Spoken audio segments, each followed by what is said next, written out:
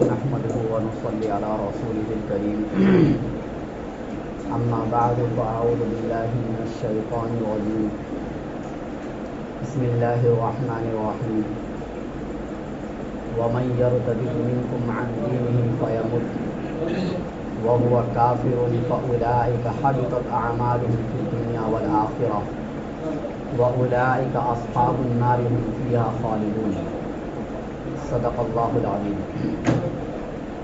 سامعین محترم اور معزز ساتھیو، اللہ تعالیٰ نے ہمیں اور آپ کو پیدا کرنے کے بعد مسلمان بنایا۔ یہ اللہ تعالیٰ کی بہت بڑی نعمت ہے جو ہمیں اللہ نے عطا کی ہے۔ اللہ کے خزانے میں سب سے قیمتی خزانہ ایمان کا خزانہ ہے، جو اللہ کسی کو بغیر مانگے دے دیتا ہے اور بہت سے لوگوں کو کوششوں کے بعد دیتا ہے، لیکن جن کو کوششوں کے بعد یہ نعمت ملتی ہے ان کو تو قدر ہوتی ہے، لیکن جن لوگوں کو آج کے زمانے میں بغیر کوشش اور بغیر محنت کے یہ ایمان کی دولت مل گئی، ان کو ایمان کی قدر نہیں۔ یہ ایمان کی دولت اتنی بڑی دولت ہے کہ جس کے چھن جانے کا ڈر انبیاء کو بھی ہوا کرتا تھا۔ چنانچہ ابراہیم علیہ السلام جو ابو الانبیاء بھی ہیں اور جن کا لقب ہی اللہ تعالیٰ نے حنیف رکھ دیا تھا۔ حنیف کا مطلب ہوتا ہے تمام دین سے ہٹ کر ایک اللہ کی طرف متوجہ ہونے والا بندہ، جن کو پورے دنیا کے اندر رہبر اور امام بنایا گیا۔ ان کے بارے میں بھی قرآن میں آتا ہے کہ وہ اللہ سے دعا کرتے تھے، وَجْنُبْنِي وَبَنِيَّ أَن نَّعْبُدَ الْأَصْنَامَ، میرے پیغمبر مجھے اور میری اولاد کو بتوں کی عبادت سے بچا لے۔ حضرت یعقوب علیہ السلام اتنے بڑے پیغمبر ہیں جن کے 12 اولاد ہیں، 12 بچے ہیں، جن میں سے ایک حضرت یوسف علیہ السلام بھی ہیں۔ وہ حضرت یعقوب علیہ السلام اپنے تمام بیٹوں کو بیٹھا کر اپنے دنیا سے جانے کے وقت میں سوال کرتے ہیں کہ میرے بیٹوں، میرے جانے کے بعد تم کس دین کی عبادت کرو گے، کس کی پیروی کرو گے؟ جب تمام لڑکوں نے یہ کہا کہ ہم اپنے باپ دادا ابراہیم، اسماعیل اور اسحاق کی پیروی کریں گے، تب جا کے حضرت یعقوب علیہ السلام کو اطمینان ہوا اور وہ دنیا سے رخصت ہوئے۔ حضرت یوسف علیہ السلام یہ دعا مانگتے تھے، توفنی مسلما والحقنی بالصالحین، کہ اللہ مجھے مسلمان بنا کر دنیا سے اٹھانا۔ اور ہم سب کے پیارے آقا حضرت محمد صلی اللہ علیہ وسلم، جن کے بارے میں ذرہ برابر بھی وہم و گمان بھی نہیں کیا جا سکتا اس چیز کا، وہ اللہ کے سامنے ہاتھ اٹھا کر دعا مانگتے تھے، اللہم انی اعوذ بک من الکفر والفقر، اے اللہ میں آپ کی پناہ میں آتا ہوں کفر سے اور فقر سے۔ بتاؤ اللہ کے پیارے پیغمبر صلی اللہ علیہ وسلم آخر کفر سے پناہ کیوں مانگتے تھے؟ آخر اس کی کیا وجہ تھی؟ تمام انبیاء نے جو پناہ مانگی ہے اور ایمان کے بارے میں جو دعا مانگی ہے اللہ تعالیٰ سے، وہ ہمیں اور آپ کو تعلیم دینے کے لیے کہ یہ اللہ کے خزانوں میں سب سے بڑا خزانہ ہے۔ اگر یہ نعمت آپ سے چھن گئی تو ساری نعمتوں کے ہونے کے باوجود بھی آپ کسی کام کے نہیں ہیں، اور ساری نعمتیں آپ سے چھن گئی لیکن یہی ایک نعمت آپ کے پاس موجود ہے، تو گویا کہ آپ کے پاس سب کچھ موجود ہے۔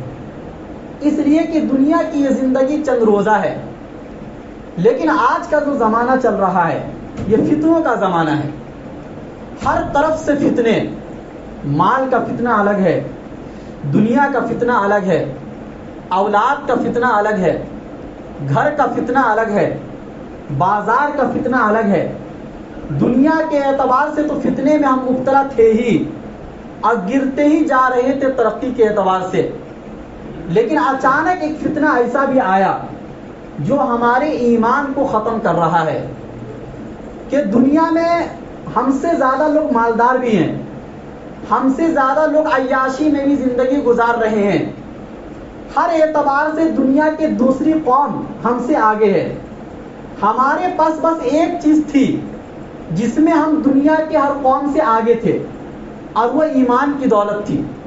لیکن آج ہم سے وہ بھی چھینا جا رہا ہے. اور وہ چھینا جا رہا ہے کس راستے سے؟ ہماری بہن، ہماری بیٹیاں اور ہمارے گھر کی بہو کے ذریعے سے. یعنی ٹارگٹ عورتوں کو بنایا جا رہا ہے اور ان کو نشانہ بنایا جا رہا ہے، اور خاص طور سے ان لڑکیوں کو جو اسکول اور کالج میں پڑھتی ہے. دیکھو، اور اس میں سب سے زیادہ جو ان لڑکیوں کو ایمان سے نکالنے والے ہیں وہ ماں باپ ہیں. اس لیے کہ اللہ تعالیٰ نے قرآن کریم میں یہ فرمایا کہ اقرأ باسم ربک الذی خلق. تعلیم کی اہمیت قرآن نے بتلائی ہے کہ اپنے بال بچوں کو تعلیم دو، لیکن وہ تعلیم جو اپنے رب کے نام سے خالی ہو، جس تعلیم میں یہ نہ بتایا جاتا ہو کہ خدا کس کو کہتے ہیں، جس تعلیم میں ان بچوں کو یہ نہ بتایا جاتا ہو کہ تمہارا پیدا کرنے والا کون ہے، جس تعلیم میں ان لڑکیوں کو یہ نہ بتایا جاتا ہو کہ حیا کی کتنی ویلو ہے، جس تعلیم میں ان کو یہ نہ بتایا جاتا ہو کہ تمہارے ماں باپ کی کیا قدر و قیمت ہے، جس تعلیم میں ان کو یہ نہ بتایا جاتا ہو کہ تمہاری اصل زندگی شادی کے بعد شروع ہوتی ہے، جس تعلیم میں ان کو ماحول اور معاشرے کے بارے میں نہ بتایا جاتا ہو، اخلاق کی برائیاں اور اسی طریقے سے معاملات کی برائیوں کے بارے میں نہ بتایا جاتا ہو، وہ تعلیم سب کچھ سکھا سکتا ہے لیکن وفاداری نہیں سکھا سکتا ہے، اخلاق کی تعلیم نہیں سکھا سکتا ہے. وہ تعلیم ایسی تعلیم ہوگی کہ حقیقت میں تو آپ کو ایسا لگے گا بظاہر کہ آپ اپنے بچوں کو ترقی دے رہے ہیں، آپ اپنے بچوں کو بہت محنت کر کے اسکول تک چھوڑنے جاتے ہیں، آپ اپنے بچوں پر بہت زیادہ روپیہ پیسہ خرچ کر کے کبھی تو ڈاکٹر بنا دیتے ہیں، کبھی تو انجینئر بنا دیتے ہیں. لیکن یہی بچے جب تعلیم سے فراغت حاصل کرتے ہیں تو فارغ ہونے کے بعد کبھی تو یہ بچے آپ کے قاتل بن جائیں گے، کبھی تو یہ بچے آپ کے رشتہ داروں کو چھوڑ جائیں گے، اور کبھی ایسا بھی ہوگا کہ جن بچوں کو آپ نے 25 سالوں تک ناز و نعمت کے ساتھ پالا تھا، وہ بچے آپ کے مذہب کو چھوڑ کر دوسرے کے مذہب میں چلے جائیں گے. یہ کب ہوتا ہے؟ جب آپ اس کو صرف تعلیم دے رہے ہیں اسکول کی اور خدا کی تعلیم کو آپ نے بالکل ہٹا دیا بیچ سے. جب یہ ایسا ہوتا ہے گویا کہ اس میں نہ ان بچوں کا دین کا فائدہ اور نہ دنیا کا فائدہ.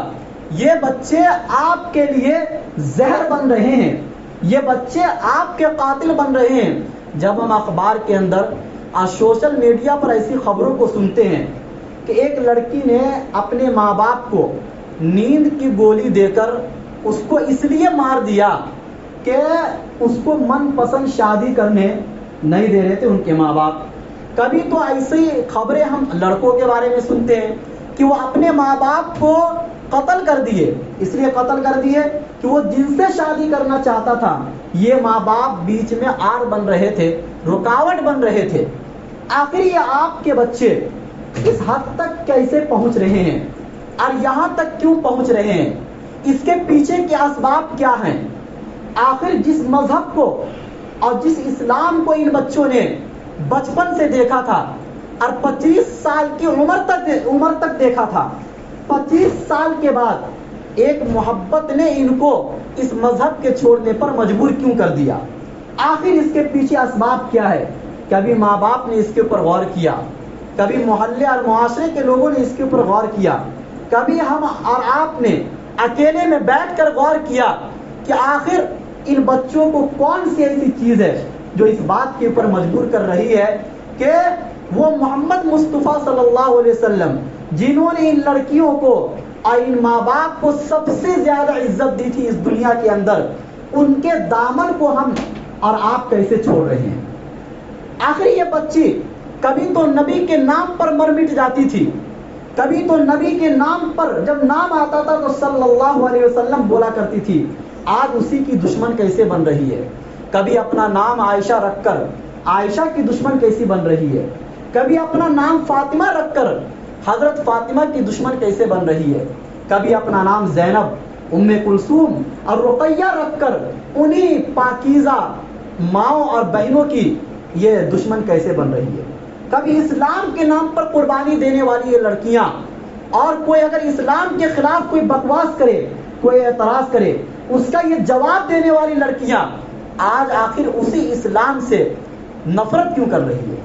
اس کے پیچھے آپ نے کبھی غور کیا؟ کبھی آپ نے علماء سے سوال کیا؟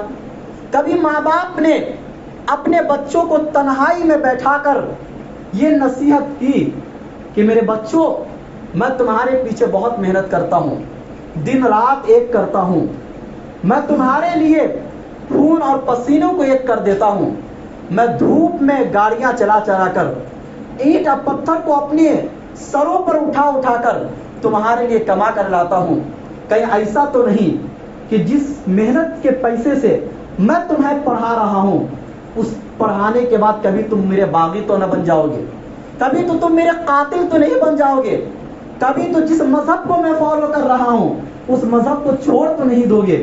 یہ نصیحت کبھی آپ نے اپنے بچوں کو کی؟ کبھی آپ نے گھر کے اولادوں کو یہ نصیحت کبھی آپ نے کی؟ نہیں کی۔ صرف تعلیم تعلیم تعلیم، اور وہ بھی کون سی تعلیم؟ جو تعلیم کسی لائن سے آپ کے لیے فائدے مند ثابت نہیں ہو سکتی ہے، اس تعلیم کے پیچھے آپ اپنی زندگی کو جھونک رہے ہیں۔ ایسی تعلیم سے جہالت بہتر ہے، جو تعلیم آپ کو فتنے میں مبتلا کر دے، جو تعلیم آپ کو بے حیا بنا دے، جو تعلیم ماں باپ سے نفرت پیدا کر دے، اور آخر میں چل کر جو تعلیم مذہب سے نفرت پیدا کر دے، ایسی تعلیم سے جہالت بہتر ہے۔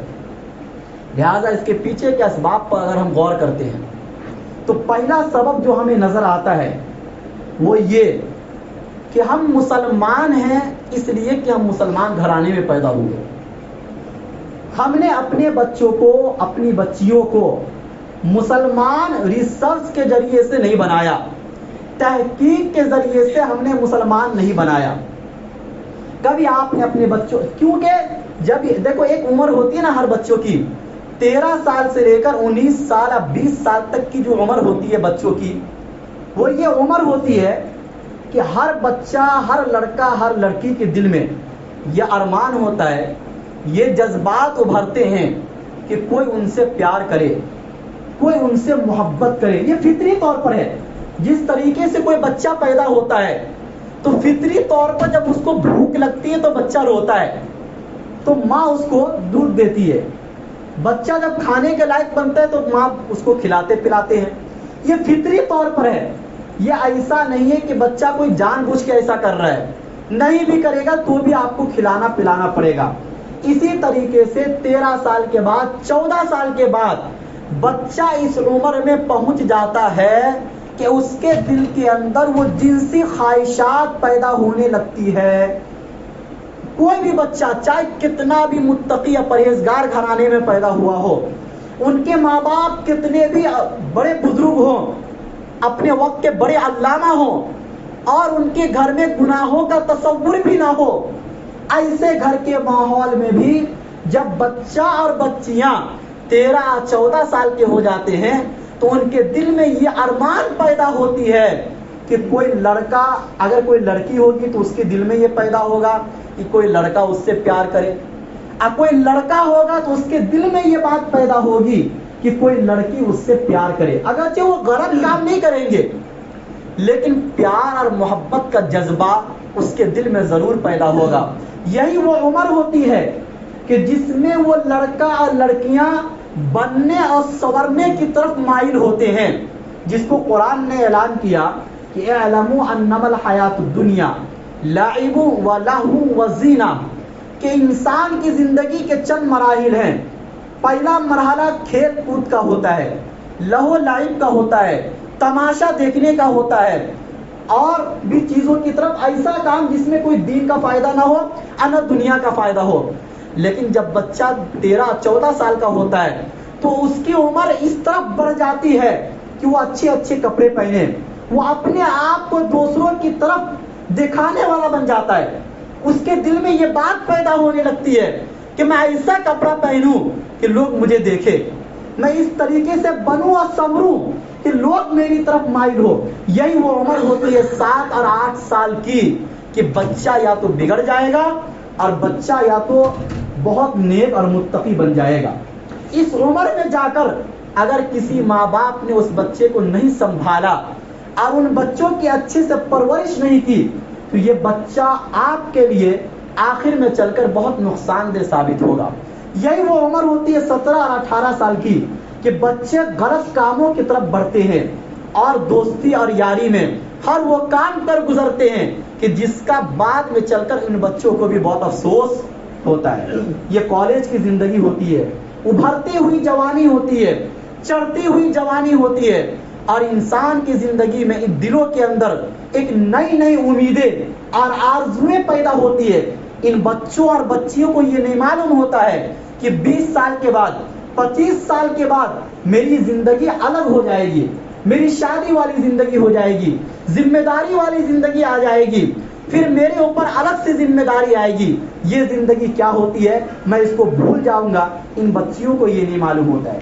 یہ آپ کو سمجھانے کی ضرورت ہے کہ آپ تنہائی میں بیٹھ کر اپنی بچیوں کو سمجھاؤ اس عمر میں جا کر کہ بچی یہ اصل زندگی نہیں ہے.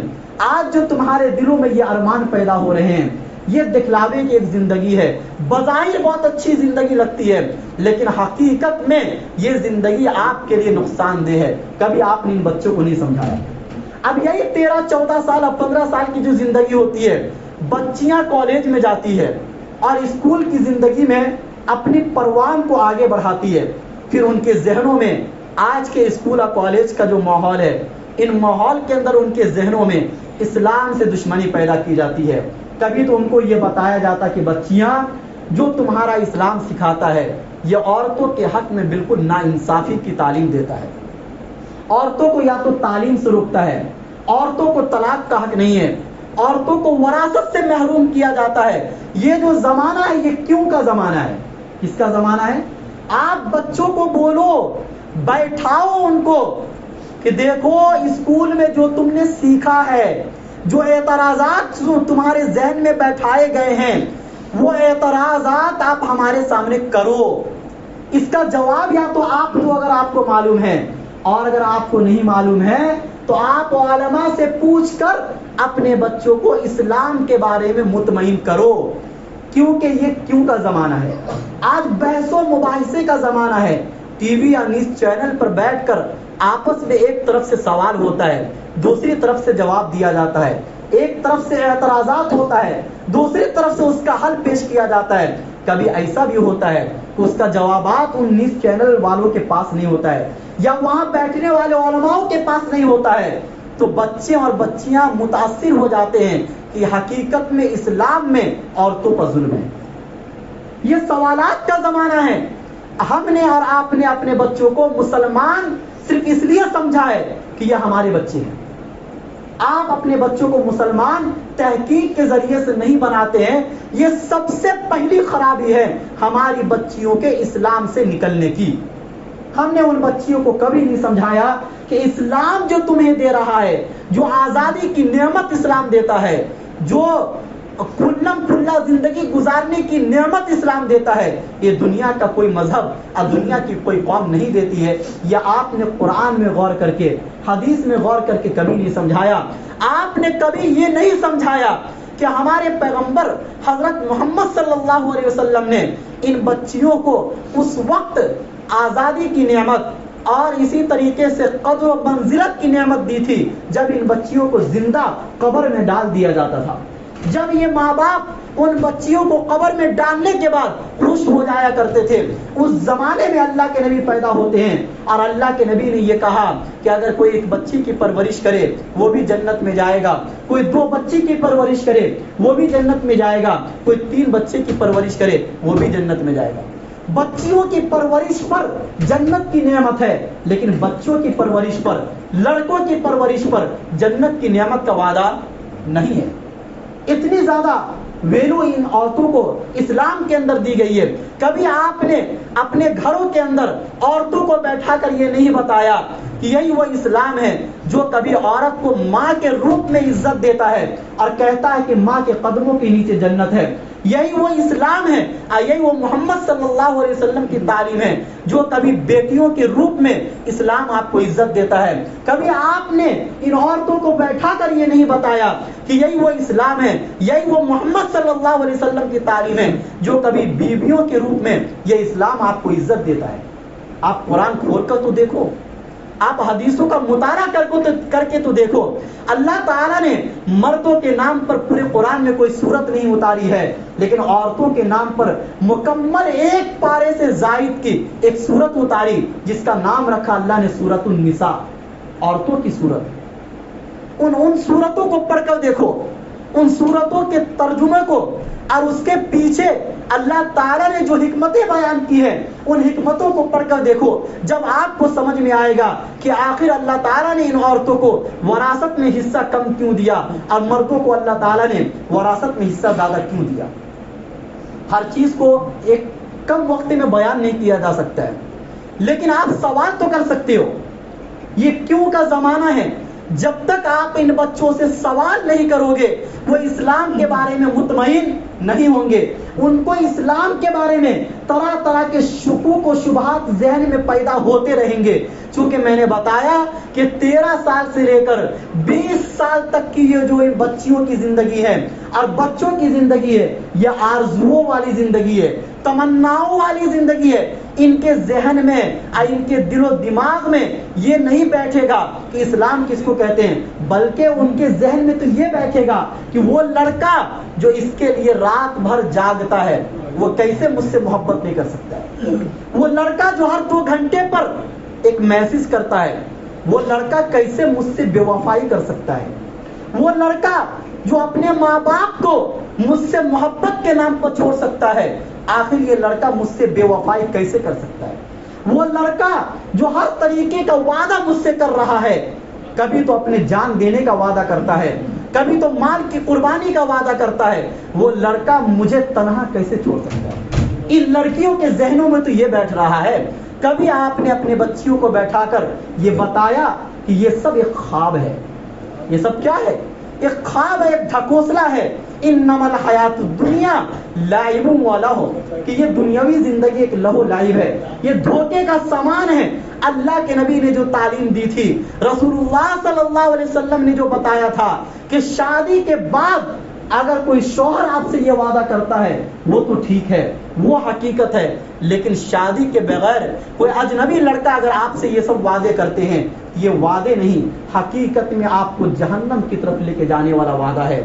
حقیقت میں آپ کی زندگی کو برباد کر دینے والا وعدہ ہے. ان لڑکیوں سے جا کر پوچھو جو ان وعدوں پر بہہ گئی، جو ان وعدوں پر یقین کر لی، ان وعدوں کو مان لینے کے بعد کیا ان کی زندگی میں سکون ہے؟ کیا وہ سکون کی زندگی گزار رہی ہے؟ اپنے ماں باپ سے الگ ہو کر، رشتہ داروں سے الگ ہو کر، مذہب کو چھوڑ کر کبھی بھی سکون کی زندگی کوئی لڑکی نہیں گزار سکتی ہے. لیکن وہ لڑکی بھی نادان ہوتی ہے اس عمر میں. آپ نے کبھی ان کو بیٹھا کر سمجھایا نہیں ہوتا ہے کہ وہ لڑکی سمجھ سکے. وہ تو بس نادانی میں یہ سب کام کر گزرتی ہے، اور کرنے کے بعد جب اس کو افسوس ہوتا ہے تب اس کو واپس لوٹ کر آنے کا کوئی موقع نہیں ہوتا ہے. اس لیے اللہ نے قرآن میں فرمایا یا ایھا الذین آمنوا قوا انفسکم واہلیکم نارا، اے ایمان والو تم اپنے آپ کو بھی اور اپنے گھر والوں کو بھی اس جہنم کی آگ سے بچاؤ جس کے ایندھن لوگ اور پتھر ہوں گے. آپ نے کبھی جہنم کی آگ سے بچایا؟ مطلب یہ ہے کہ جہنم والے راستوں سے بچاؤ. دیکھو جو آدمی جہنم والے راستے پر چلے گا اللہ اس کے لیے جہنم والا راستہ آسان کر دیں گے، اور جو آدمی جنت والے راستے پر چلے گا اللہ اس کے لیے جنت والا راستہ آسان کر دیں گے. فَسَنُيَسِّرُهُ لِلْيُسْرَىٰ اور فَسَنُيَسِّرُهُ لِلْعُسْرَىٰ، قرآن میں دونوں طریقے کی باتیں ہیں. آپ اپنی اولاد کو جس راستے پر چلاؤ گے آپ کی اولاد آگے چل کر اسی راستے پر چلے گی. کبھی آپ نے اپنے بچوں کے دلوں میں ایمان کو اور توحید کو مضبوط نہیں کیا. آج کل تو ہماری بچیوں کو یہ بھی نہیں معلوم کہ عقیدہ کس کو کہتے ہیں، ایمان کس کو کہتے ہیں، ایمان کی دولت کتنی بڑی دولت ہے. کبھی ہم نے اور آپ نے اپنی بچیوں کو بیٹھا کر نہیں سمجھایا. آج نہیں سمجھائیں گے تو کب سمجھائیں گے؟ लाखों रुपया खर्च करके, करोड़ों रुपया खर्च करके आप अपनी बच्चियों को पढ़ाते हो। एक दिलों में आरजू होती है, एक तमन्ना होती है कि ये बच्चे बड़े होकर बुढ़ापे में हमारा सहारा बनेंगे। आपके दिल के अंदर ये हसरत रह जाती है और अफसोस बाकी रह जाता है जब ये बच्चे कमाने की उम्र को पहुंचते हैं। ऐन उसी वक्त में ये बच्चे अपने माँ बाप को धोखा दे देते हैं। माँ बाप को धोखा तो छोड़िए, खुदा को धोखा देते हैं, अल्लाह उसके रसूल को धोखा दे रहे हैं, मजहब से दूर भाग रहे हैं। ये बच्चे आपको जन्नत में नहीं बल्कि जहन्नम में लेके जाएंगे। कल कयामत के दिन इन कॉलेज या स्कूल में पढ़ने वाली लड़कियां जब इनसे सवाल होगा कि तुमने 25 साल जिंदगी इस्लाम के साथ गुजारी थी, आखिर तुम्हें किस बात ने मजबूर कर दिया था कि तुमने इस्लाम को छोड़ दिया और गैर कौम में तुम चले गए थे, इसका जवाब इन बच्चियां देंगी जिसको कुरान ने नकल किया कि रब्बना इन्ना अताना सादतना व कुबराना फअज़ल्लूना सबीला। ए हमारे परवरदिगार, हमारी क्या गलती है, हमें तो हमारे बड़ों ने और हमारे बुजुर्गों ने हमें गुमराह कर दिया। कभी हमारे माँ बाप ने हमें समझाया नहीं, ये हमारे बड़े थे, अगर ये हमें रोक लेते उस वक्त, ये अगर हमें समझा लेते तो हम इस रास्ते पर ना आते। फअज़ल्लूना सबीला, इन्होंने हमें गुमराह कर दिया। रब्बना आतिहिम ज़िअफ़ैनि मिनल अज़ाब, मेरे परवरदिगार मैं तो जहन्नम में जाऊंगी लेकिन मुझसे पहले मेरे माँ बाप को अब जहन्नम में डालिए। ये बच्चियां जिनके बारे में अल्लाह के पैगंबर ने कहा था कि तरबियत करने पर जहन्नम से आड़ बन जाएगी, ये बच्चियां आपको जहन्नम में जाने से रोक देगी। यही वो बच्चियां कल कयामत के दिन अल्लाह से ये मुतालबा करेगी कि पहले मेरे माँ बाप को जहन्नम में डालो, उसके बाद मुझे जहन्नम में डालो। क्या आप ये जिंदगी गुजारना चाहते हैं? न दीन के रहे न दुनिया के रहे। ये दुनिया की हकीकत क्या है ये तो मुसलमान है और इस्लाम को मानने वाले सबसे बेहतर तरीके से जानते हैं। एक दिखलावा है, दिखलावे के अलावा कुछ नहीं है। दुनिया में हम सब एक आजमाइश के लिए आए हैं, अगर उन आजमाइश में हम खड़े नहीं उतरे तो ये दुनिया भी हमारी बेकार है और आखिरत भी हमारी बेकार है। तो इसलिए हम और आप तन्हाई में बैठकर और अपने बच्चों को बैठाकर रोजाना ये बात हम समझाएं कि देखो हम और आप जो एक दुनिया के अंदर पैदा हुए, एक मकसद के लिए पैदा हुए हैं। ये जो रुपया पैसा जो मैं आपके ऊपर खर्च करता हूँ, आपकी तालीम के ऊपर खर्च करता हूँ, इसलिए नहीं खर्च करता हूँ कि तुम मुझसे बगावत करने लग जाओ, तुम खुदा रसूल को छोड़ दो, बल्कि इसलिए कि तुम मेरे वफादार बनो, तुम इस्लाम से मोहब्बत करने वाले बनो। इस्लाम दुनिया का सबसे अच्छा मजहब है। ये सब तालीम दोगे तब जाके इन बच्चों के जहन में ये बात बैठेगी। अल्लाह हम सबको कहने सुनने से ज़्यादा अमल करने की तौफीक नसीब फरमाए।